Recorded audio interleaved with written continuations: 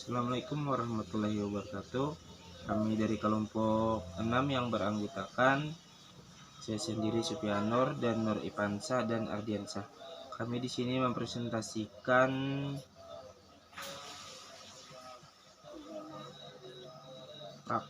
praktek pembelajaran bahasa berbasis permainan. Media permainan bahasa. Hakikat media. Media pembelajaran memegang peran penting sebagai alat bantu untuk menciptakan proses pembelajaran yang efektif. Setiap proses pembelajaran ditandai dengan adanya beberapa unsur, antara lain tujuan, bahasa, metode, media, dan unsur evaluasi. Unsur media tersebut merupakan unsur yang tidak dapat dilepaskan dari unsur lainnya yang berfungsi sebagai alat atau sarana untuk mengantarkan bahan pembelajaran agar sampai tujuan. Hakikat permainan. Permainan bahasa merupakan permainan untuk memperoleh kesenangan dan untuk melatih keterampilan berbahasa, menyimak, berbicara, membaca, dan menulis. Apabila suatu permainan menimbulkan kesenangan tetapi tidak memperoleh keterampilan berbahasa tertentu, maka permainan tersebut bukan permainan bahasa. Sebaliknya, apabila suatu kegiatan melatih keterampilan bahasa tertentu tetapi tidak ada unsur kesenangan, maka bukan disebut permainan bahasa. Pengertian media pembelajaran bahasa. Media pembelajaran mempunyai 5 macam karakteristik utama, yaitu suara, gerak, gambar, garis, dan tulisan. Media permainan bahasa termasuk dalam kategori media yang terdiri atas paduan suara dan gerak sesuai dengan klasifikasi tersebut. Permainan bahasa merupakan kelompok media pembelajaran bahasa yang hanya sesuai untuk dilaksanakan untuk kelas kecil. Media ini merupakan media yang hampir tidak memerlukan hardware, akan tetapi memerlukan aktivitas yang harus dilakukan oleh siswa. Faktor permainan bahasa yaitu situasi dan kondisi, peraturan permainan, pemimpin, permainan atau wasit. Game dalam pembelajaran ada batu loncatan, cara membuat karton atau kertas digunting menjadi sejumlah bundaran. Pada bundaran tersebut ditulis nama anggota keluarga atau teman-teman. Kertas dapat bermacam-macam warna. Place. Pada permainan True or Place, pengajar membagikan kartu kepada siswa yang berisi tentang berbagai macam bentuk kalimat tanya. Siswa harus menentukan apakah kalimat yang ada dalam kartu tersebut benar atau salah. Selanjutnya, mereka berdiri di sisi kiri sesuai dengan jawaban yang mereka berikan.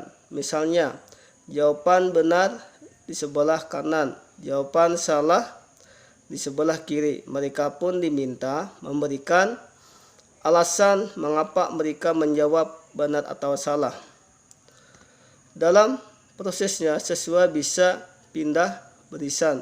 Jika dia berubah pikiran, permainan ini digunakan untuk melatih materi tentang struktur kalimat tanya.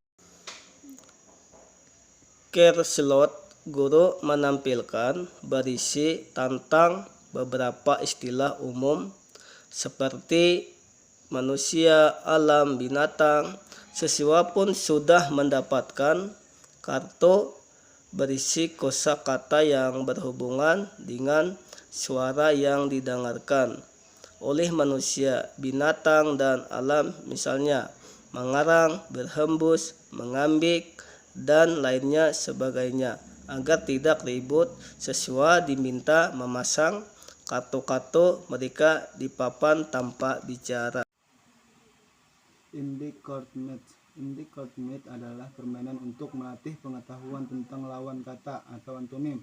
Misalnya, gelap, terang, tinggi, rendah, dan lain-lain. Cara bermain sebagai berikut. Siswa harus mencari rekannya yang memiliki kartu dengan kata yang berlawanan dengan kata pada kartu miliknya. Selanjutnya, mereka harus duduk atau berdiri berdekatan.